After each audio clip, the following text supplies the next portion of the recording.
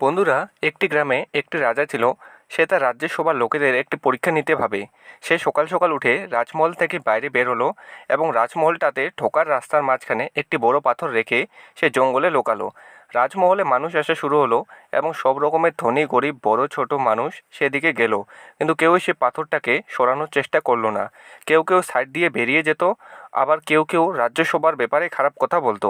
কিন্তু রাজা লুকিয়ে এসব খুব ভালো করে দেখছিল। এবং কিছুক্ষণ পরে সেই গ্রামের একটি কৃষক মানুষ গরুর গাড়িতে সবজি নিয়ে আসছিল। সে দেখল যে রাস্তার মাঝে একটি বড় পাথর রাখা ছিল।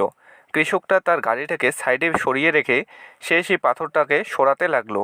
পাথরটা খুব ভারী হওয়ার কারণে তাকে খুব কষ্ট করতে হলো এবং শেষ পর্যন্ত সে পাথরটাকে সরিয়েই ফেললো।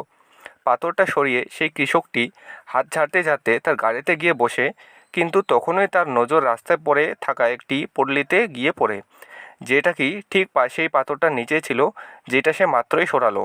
সে সেই পাথরটাকে সরাতে এতটাই মনোযোগী ছিল যে সেই পটলিটায় তার নজরই পড়েনি।